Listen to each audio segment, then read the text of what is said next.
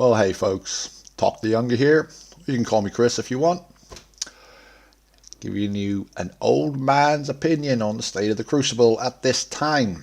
Now, we are recording this at the end of September, and of course we now have the long wait until November for Beyond Light to come out. I've got a few views and opinions on the current state of Crucible, and I got a few thoughts, concerns and ideas for the future. So why don't we get on with it? I want to start off with saying I'm personally on PS4 and Crucible's pretty much all I do at this time. I just no interest in the PvE personally, but that's me, not the game. Don't run with it. I think what I'm going to talk about will pretty much reflect across all platforms, PC as well. Maybe some players will disagree, but there we go. Right, overall, I think the sandbox is just fine. Yes, we're in an auto rifle meta, which I'm not a particular fan of, and we definitely have a overabundance of gnawing hungers and such. However, yes, it's mainly autos, but I get killed by and I'm able to use plenty of other weapons. You know, hand cannons, pulses, there's shotguns, snipers, fusions. They're all in the mix, guys. They are all there. Yes, when it comes to hand cannons at the moment, it's 150s, but hand cannons are represented. When it comes to pulse rifles, you know, the better ones are the high impact at this time. Yep, within each class, particular archetype or whatever you want to call it is prominent, and again, autos are prominent overall. But with the way the meta shift and Bungie brings in stuff, and you know, we're going to go into Beyond Light in a minute, it's all going to change again. I'm perfectly happy. All weapons are pretty well represented. Yeah, there's a few outliers that they've already said they're going to hit mountaintop and stuff, and 110 hand cannons, etc. It's all changing, and the way it is now and the way it looks like it's going to go sandbox wise, I'm pretty happy. I do think, because you know the nerf train, I predominantly stay in comp. I avoid sixes, and I'll get to that in a bit. But in comp, we don't have light levels, so Bungie have already acknowledged that mountaintop it needs to be addressed. I think once mountaintop gets addressed, they'll probably move on to something like my favorite gun, Revoker, or perhaps Bastion. You know, one of the other prominent weapons that you see in comp, especially once you get up into the high tier and the loadouts all become more and more similar. You get my drift. So, yeah, I think once mountaintop is done, it's not that I'm worried about, but I'm expecting then for the community to start speaking up about things like Revoker or maybe Bastion. And so the nerf train will keep rolling, and yeah, hopefully when it comes I can find something to replace Revoker with. But yeah, there we go. Right, let's talk about sixes. Like I said, guys, I stay in threes mainly in comp. If I'm not in comp or elimination, I'm up in the right hand rotator, the fours, you know, your lockdown, your showdown, the sweatier modes, I suppose, but also it's not sixes. For me personally now, and I have a good internet, I don't claim to have the best, but it is good. Every time I do checks, it's steady, you know, everything. I should have a pretty seamless experience.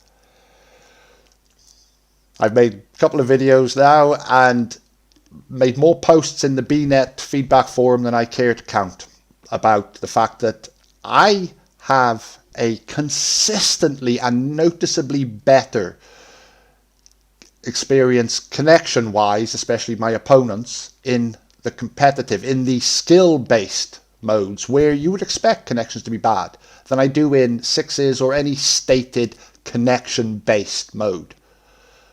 I don't know what the deal is with that, but that really does for me personally. I just don't enjoy sixes. You know, I get in with my friends sometimes and we run stacked in sixes. You know, we're not running full comms, but we're in there's a six stack. And even then, yeah, I enjoy being with my boys, but just having to deal with the connections in the connection-based law, it's just beyond for me. I don't have any suggestions for this, guys. played Fortnite on the dedicated servers, and quite frankly, you know, it's half a dozen of one, 6 of the other. Neither seem particularly better than the other, in my opinion, on console. But there we go. Yeah, I'll leave it there. Trials. Trials, as it rightly should be, guys, is an absolute sweat fest. And only the best of the best are getting there, or helping others to get there, or recovering others, etc. Before I give my feedback and give some ideas, no, guys, I am not a flawless player. I've been flawless one time. Yes, me and my friends did it, but we did it back the second week Trials came out. And I haven't been able to get there since. I think 6 has been my highest. I comfortably get to 3 though, guys, quite often 5, and I'm also the guy within my clan and Discord server that helps other people get to 3, you know, knock their bounties out. I'm that guy, you know, I'm not top tier, I'm not bottom tier, I'm in the middle there, I'm just, yeah. I think the way things are set up at this time though, for the more casual player, and, well, even myself, my skill bracket, but I have options to get flawless if I want to. But I think the lower skill players, especially a lot of people I help, I don't think the Trials population is going to stay constant or sustainable in the long term with what I've heard is happening. If something's come out about Trials, I'm sorry, but here we go. I think the bounty system, yeah, it's a definite improvement on what was before, but in a minute, what's going to happen is, and even once we go into the new season and a vendor refresh, eventually the casual player is going to get what they want via bounties, etc. And especially once you add in adept weapons for flawless, you're going to increase the number of higher skill players in the pool, because there's a lot of players that don't bother now because they don't see any reward with what's there. But I think pretty quickly we're going to see a decrease in casual players, so you know, the fodder for the big sharks is not going to be there, basically.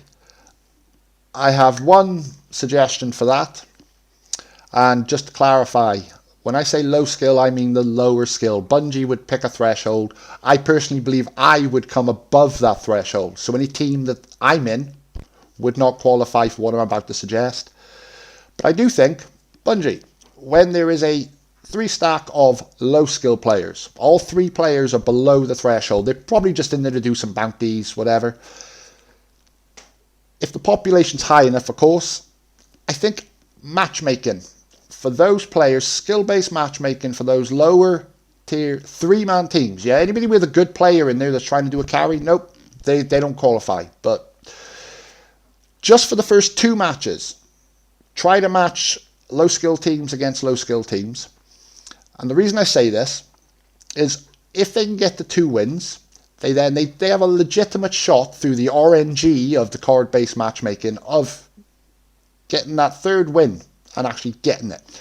Now I know they're getting the same reward as they are for the bounty, but it's different.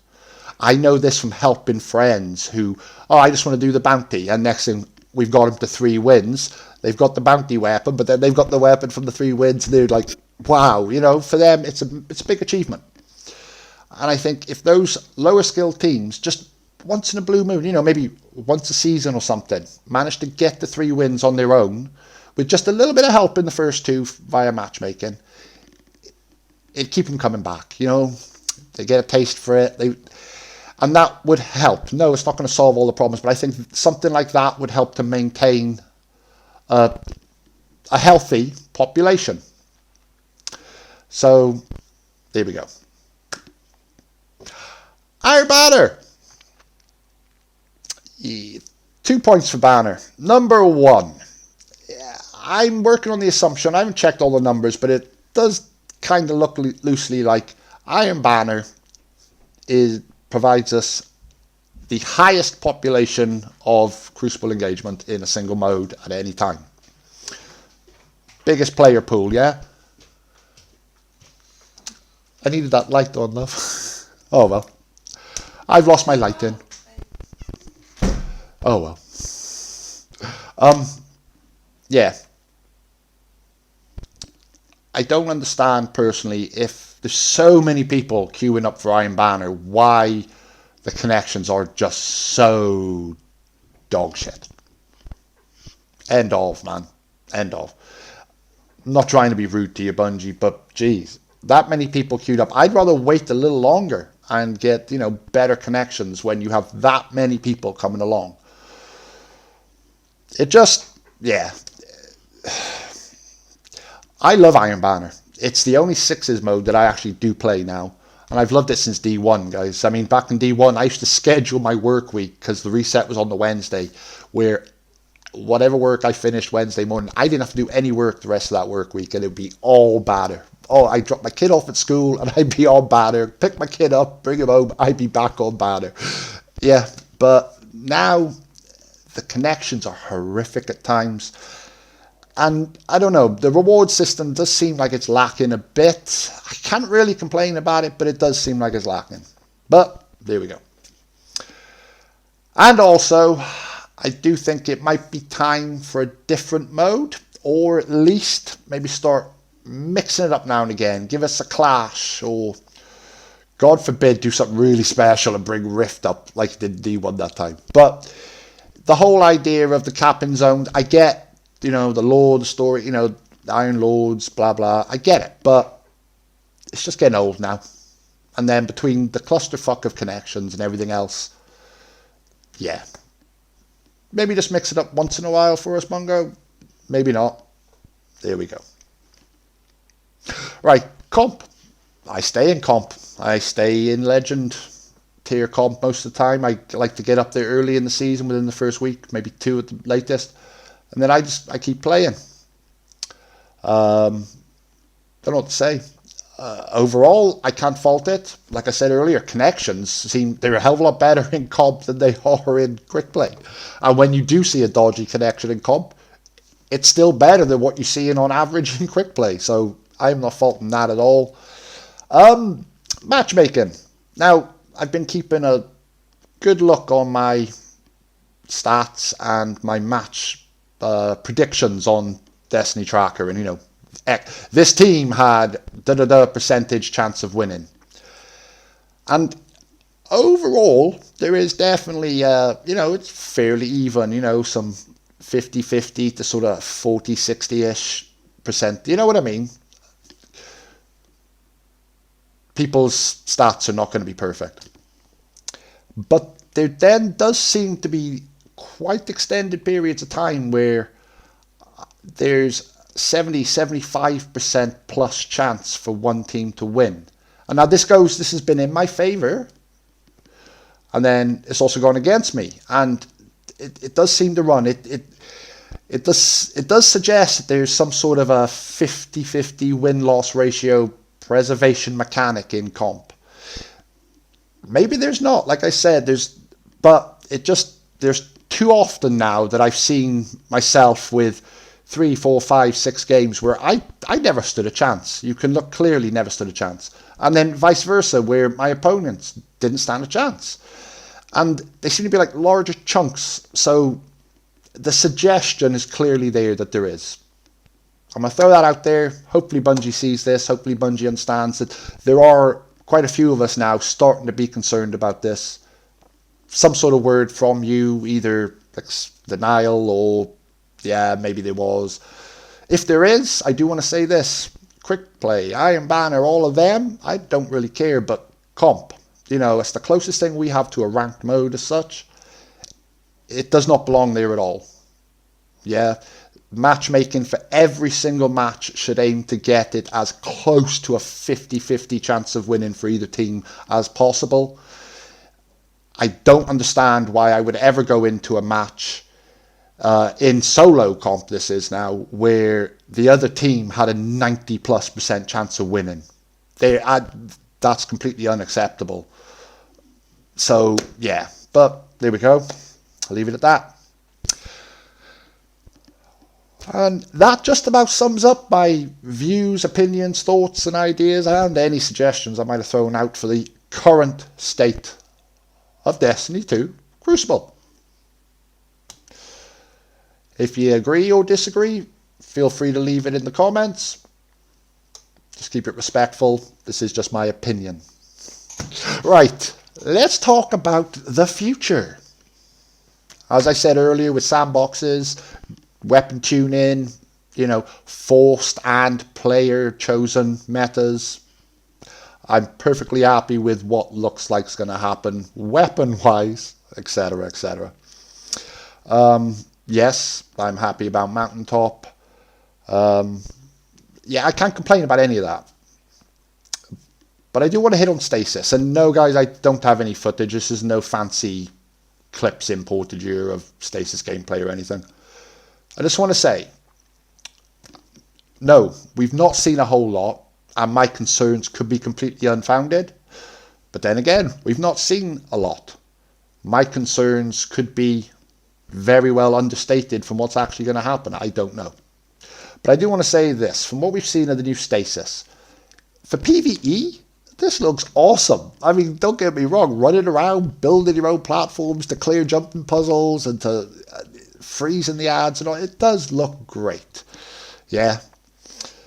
And I will say that the Warlock and the Titans, they just look like, an evolution of current abilities, if you get what I mean. Nothing seems too thin. Again, we've only seen a little bit. But the Hunter, from what we've seen, especially with that bit where it went in and showed us a bit of the possible customization, that bothers me, and it concerns me for the impact that could have on future state of the Crucible.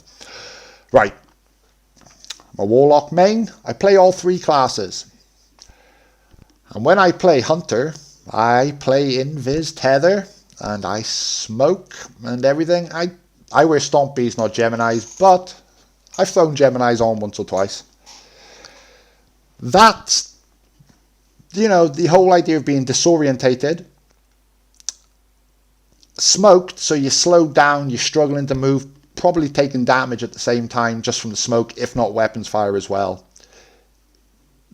That's frustrating, and that is a big enough trap, I suppose, to hold you up.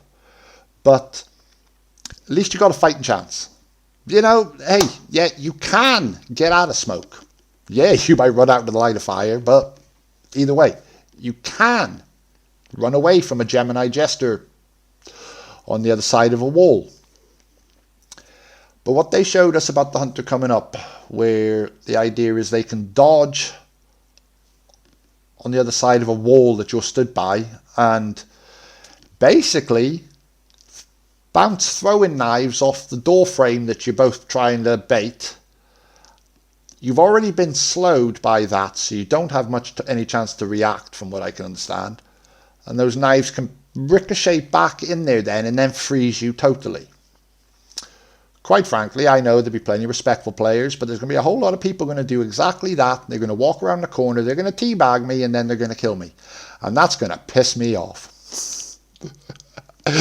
But that's beside the point. That's just a salty old man not being able to get down with the kids. It does bother me, though, because if that is as strong as it looks, I think we're going to destroy CQC. I think most people will completely shy away from trying to get close quarters. And, I am a sniper main. I love scout rifles. Occasionally I do run the edge of the map, but otherwise I'm one of those aggressive snipers, guys. If every time I try to come in close, I get frozen solid and just whatever, I will be one of those campers on the edge of the map. And if me, somebody who actually does not like campers, yeah, it worries me. That one particular thing that we were shown. Now, like I say, we've only seen that, guys, and maybe it's not going to be as bad as it looks. But the potential looks pretty serious, and it worries me. There we go. I won't keep going on about it. Now then, I want to talk really quickly to the players about something that's going on at the moment, and it's this whole thing about sword and emote peeking, third personing. Now, personally, I'm not a sword peeker. I will counter peek if I know the other team is, but I quite often run Black Talon. I run Revoker, and it's either a sidearm or an auto rifle at the moment. Hand cannons when I'm lucky enough to do it, but there we go. And Black Talon suits my playstyle very well, and I think it's an extremely strong power weapon. For that, those couple of times during a comp match that I pick up power. And I actually don't have any issue with the use of emotes and swords for peeking. I think they are legitimate parts of the game that can very easily be exploited, legitimately, you know, to your advantage. However, I have gone up against chronic sword peekers. You know who you are. You know, the ones literally first round spawn in. 5 seconds later, I'm just about to get to the snipe lane, and I can already see one of you down in the bottom left's emoting. You couldn't have gotten 5 foot away from spawn and you're emote peeking. And I can already hear your buddy over here sword peeking. And this goes on for the entire game. That is ridiculous, guys. There's no reason. We're meant to be fighting. Yeah? It just, and I'm not saying you just got to rush in with a shotgun, but to just do that all the time, it drags the game out. It degrades, quite frankly, it does. It degrades the integrity of a good competitive match. Now, don't get me wrong. Plenty of times I'm in a 1v2, 1v3 or something situation. Damn right I'm peeking. You're damn right I need as much information as I can. But I'm doing it in a specific situation to either extricate myself from it or to engage. But I need to know. You know, I got 2 or 3 people closing in. I'm all alone. I need to know where the closest threat is. That's fine. So sometimes I'll pull the sword out. Sometimes I'll slap an emote down. But that's it. However, and now this goes to Bungie. People are human beings and they're going to exploit bollocks, mate. Yes, I believe peeking should still be an option. However, swords in the heavy slot in Crucible, I do not think you should be able to pull out your sword hilt and third person unless you have power ammo. I just think that would be an easy. I appreciate that might not be an easy fix, but yeah. And as far as emoting goes, simple. I would still like the ability to use it in those occasions I deem it necessary. But many people have said the same, and I agree. Cooldowns, yeah.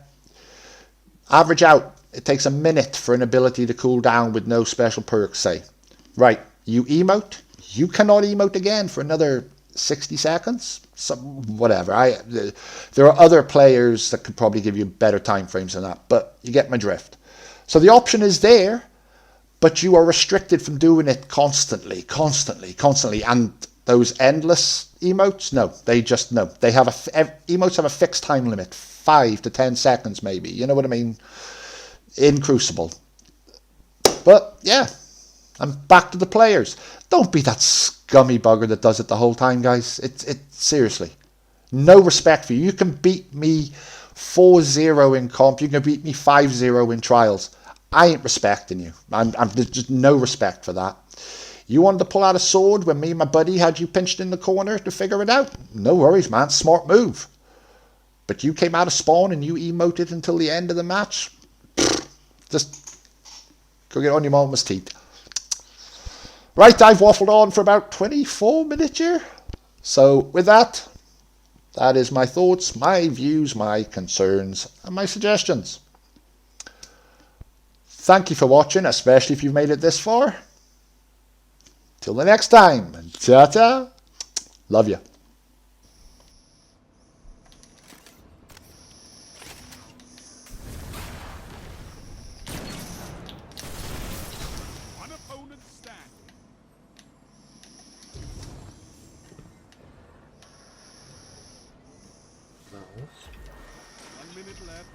Enemy is out of second chance. Oh, I can't wait to see what you do with that. All But I wanted to use my sword.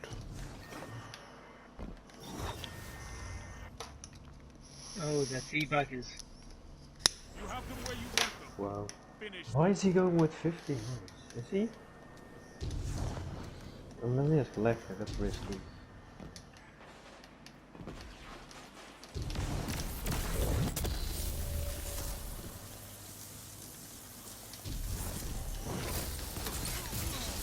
Fire team that fights together stays together. 3 lives left. Your moments of clarity. I'll take it. Probably wasn't the best super I've ever done, but hey.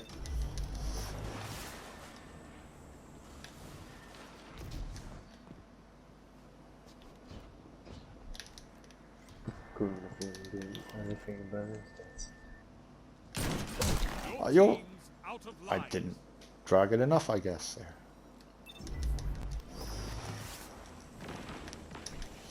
Bit of a fucked up spawn, don't you think?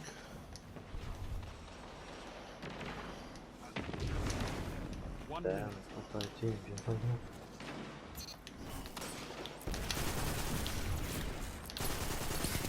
No life left on either side. I'm on the edge of my seat. Where did...